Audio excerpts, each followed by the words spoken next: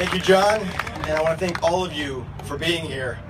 I know it's a beautiful Sunday in San Diego, and there's lots of choices for us for what to do on our Sundays, but the fact that you're all here says a lot about you and your commitment to the United States, to peace, to national security, and, as many of our past speakers have said, to the people and the land of Israel.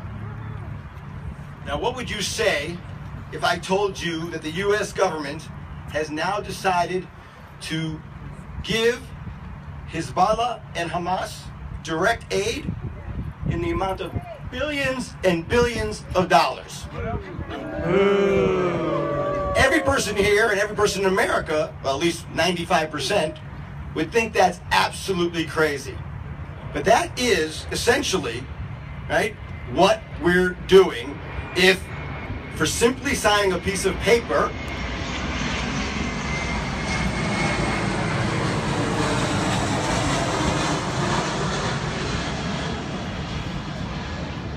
as was so eloquently stated before, for simply signing a piece of paper, we give Iran $150 billion. That money is going to go to Hamas and Hezbollah in large quantities. After this administration famously, or infamously, ignored its own red line and turned a blind eye to the use of chemical weapons by Iran's proxy in Syria, I was worried that any deal we might reach with Iran would be a bad deal.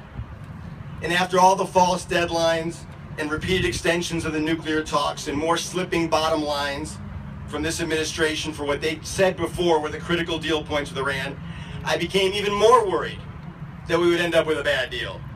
But it turns out this deal is not a bad deal. It is a horrible, horrible deal. Yeah. The incredible Caroline Glick, who I'm honored to introduce later, is going to discuss after me the particulars of this deal and why it's so bad. No dismantling of the nuclear infrastructure, anytime, anywhere inspections turning into maybe in around 2 to 4 months inspections, the lifting of the arms embargo that's completely unrelated to the nuclear talks. But the bottom line is that this deal, unchecked, and unchecked is the key word here because you're here to check this deal. But this deal, unchecked, ensures that Iran will be an economic power in 5 years, a military power in 10, and yes, a nuclear power in 15 years.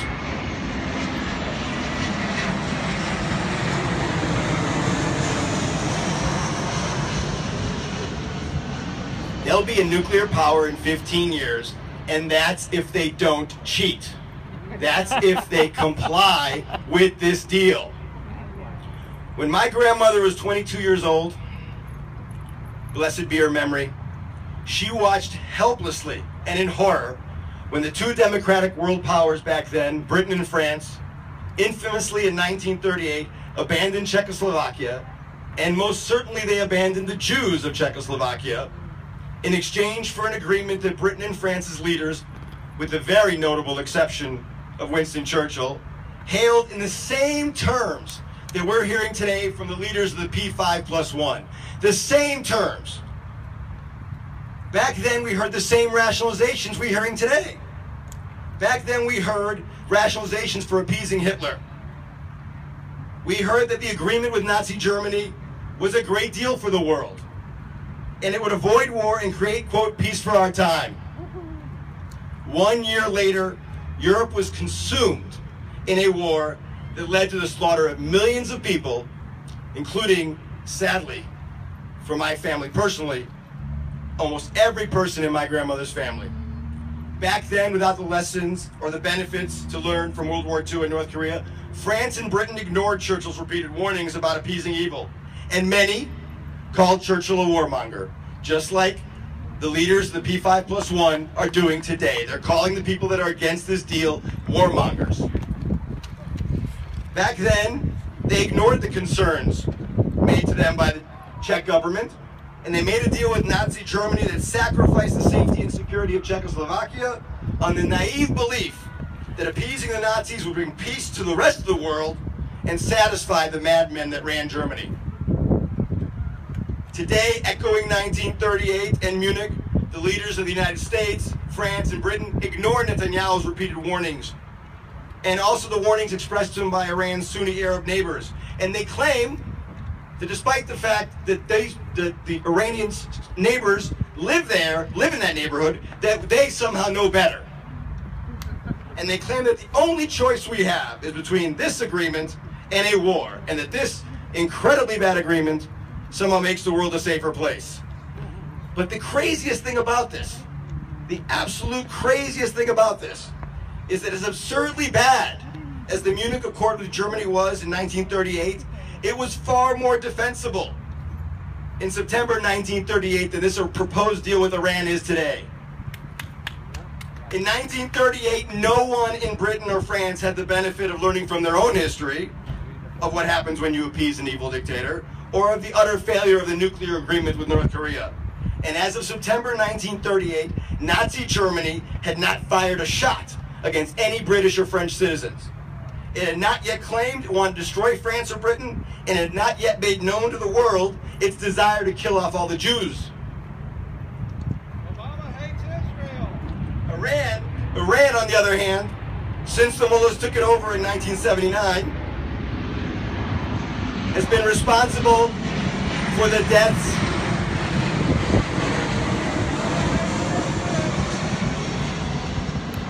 of thousands of U.S. soldiers and citizens. Other than Al-Qaeda, since the mullahs took over in Iran, no one has been responsible for killing more Americans than Iran. Iran has repeatedly threatened death to America, death to Israel. And Iran has sponsored and supported terror attacks all over the world. We heard from the rabbi about the attack in Buenos Aires. They sponsored, paid for, helped plan an attack that killed 85 Jews in a Jewish community center in Buenos Aires.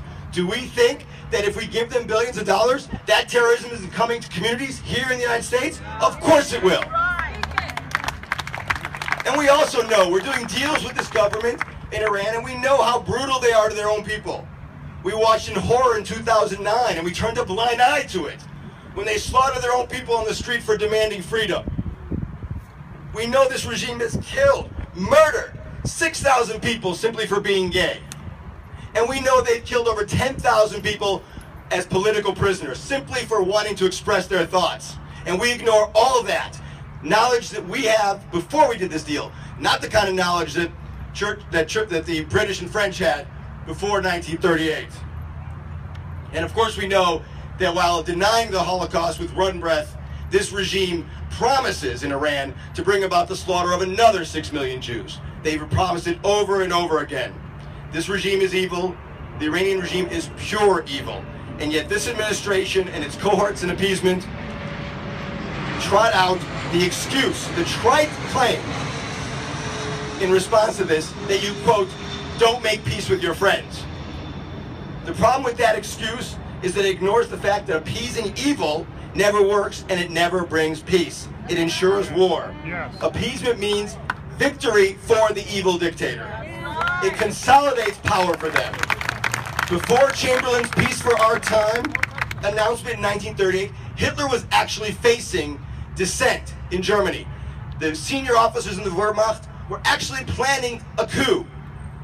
They were afraid of the war that Hitler was leading them into against a West that they viewed as much more militarily powerful than Germany at that time. But after Munich, no one in Germany dared to question Hitler's authority. He had taken the Rhineland, Austria, and Czechoslovakia without firing a shot. And when the German people saw that, the silence in Germany was guaranteed for Hitler. Same thing is happening now. Before the negotiations with John Kerry, Iran was a cash-strapped international pariah whose economy was on the brink of collapse.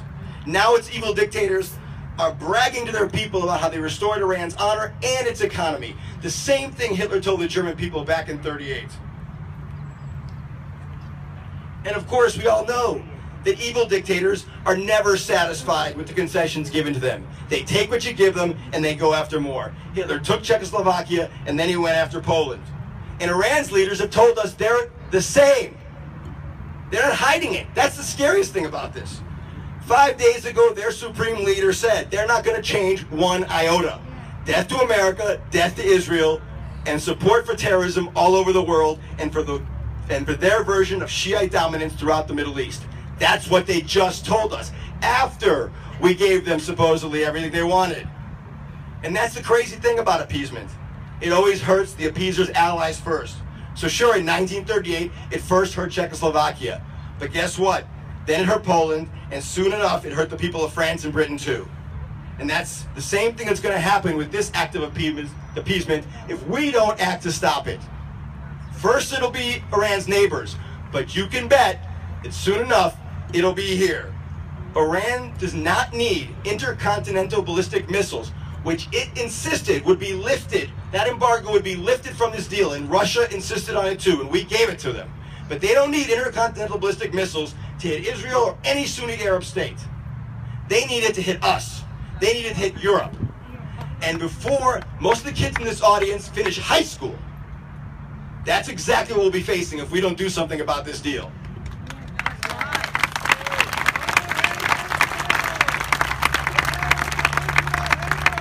It's unbelievably sad to me that in 2015 that the Western world once again is led by people that refuse to understand the nature of evil and believe that true evil can be appeased. On October 5th, 1938, days after the collapse of Western fortitude in Munich, Winston Churchill famously said in the House of Commons, quote, "And do not suppose that this is the end.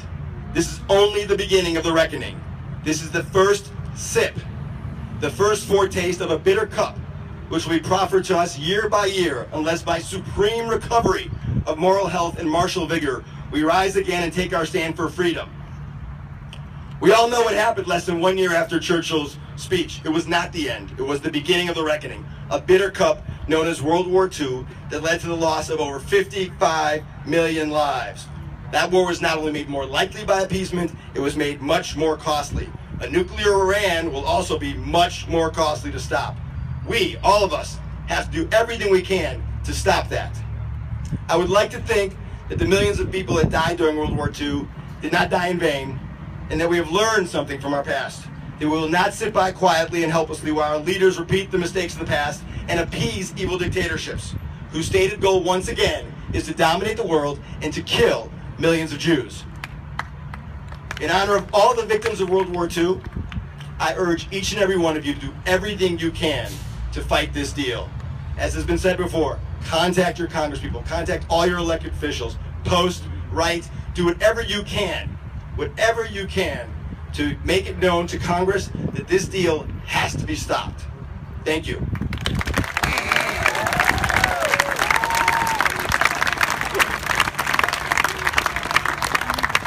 And now it is my great honor to introduce Caroline Glick, who's originally from my hometown, Chicago. Caroline made Aliyah to Israel in 1991 after she received her BA from Columbia.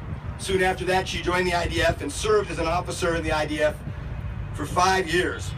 She served as coordinator of negotiations with the PLO during that time, and then soon after that, she was the assistant foreign policy advisor to Prime Minister Netanyahu. Shortly after that stint, if that wasn't enough, she went back to the United States for 2 years to get her master's from Harvard, and she earned a master's degree in public policy. Since then, she has returned to Israel and has been the chief columnist for Israeli newspaper Makor Rishon, as well as the deputy managing editor of the Jerusalem Post. Her writings have been published in numerous newspapers and online journals, and she's been named by Ma'ariv magazine, one of Israel's dailies, as the most prominent woman in Israel. She writes prolifically and incredibly, and is the author of 2 must-read books. One is called The Shackled Warrior, Israel and the Global Jihad, and the other is called The Israeli Solution, a one-state plan for peace in the Middle East. It is my incredible honor once again to introduce Caroline Glick. Thank you.